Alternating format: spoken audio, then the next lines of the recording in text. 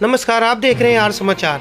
खबर उत्तर प्रदेश के बिजनौर से है। बिजनौर के सीएमओ कार्यालय में उस वक्त माहौल गर्मा गया जब चांदपुर क्षेत्र के फीना स्थित आशीर्वाद अस्पताल की फाइल पर कथित तौर पर नियमों को ताक पर रखकर साइन कराने का दबाव एसीएमओ बिजनौर पर बनाया गया।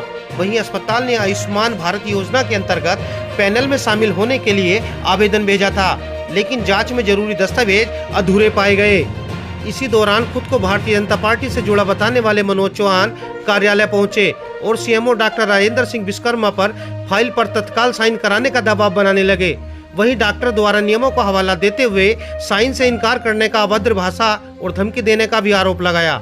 वहीं घटना के बाद कार्यालय परिसर में मौजूद कर्मचारियों ने रोष देखा गया। वहीं कर्मचारियों का कहना है कि सरकारी दफ्तर इलाज का केंद्र होता है, ड्रामा वार्ड नहीं। यहाँ फाइल का इलाज नियमों से होता है, दबाव से नहीं।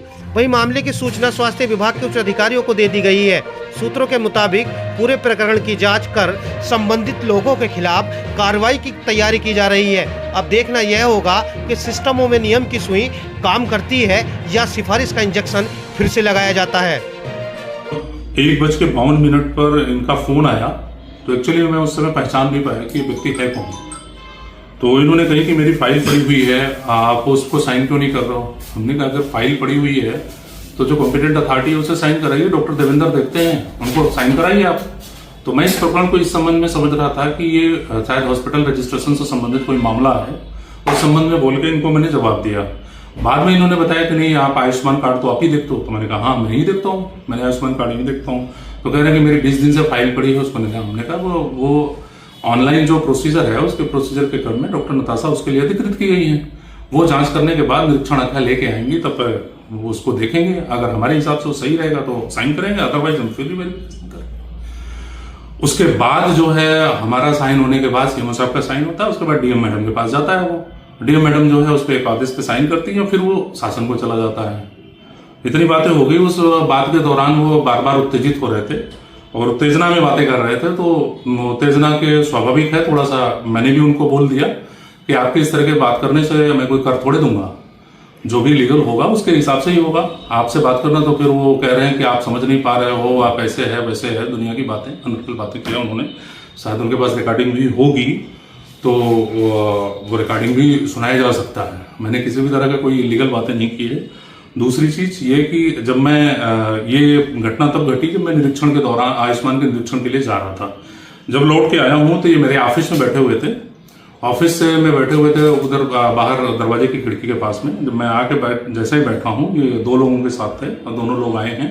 उसका सीसीटीवी फुटेज भी मैं आपको अवेलेबल करा रहा हूँ, आप वो सीसीटीवी फुटेज भी ले लीजिए। आने के बाद उनके द्वारा बदतमीजी की गई कि ये तो साइन आपसे कर रहे हैं कि हम मुख्यमंत्री जी के ओएसडी हैं पांडे जी, आप अभी उनको जानते नहीं हो, आपकी खैर नहीं है, आप समझ नहीं पा रहे हो, आपको समझ में आ जाएगा, करवाऊंगा तो मैं आप ही से, आपका बाप करेगा आप नहीं आओगे तो। इस तरह का वक्तव्य उन्होंने दिया। तो मैं उसमें नाराज होकर उठ के बाहर चला गया कि मैं डीएम मैडम के पास चल रहा हूँ, आप वहीं चलिए।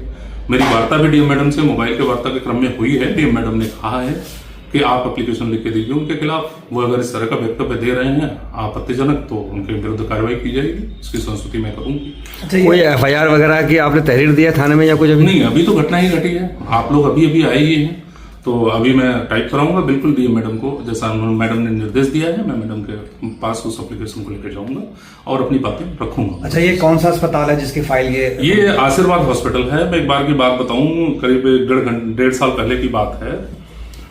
मैं आशीर्वाद हॉस्पिटल में इंस्पेक्शन के लिए गया था, तो वहां एक आरपी सिंह नाम का झोला छाप सर्जन है, वो सर्जरी कर रहा था। मैंने उसको रंगे हाथ पकड़ा था।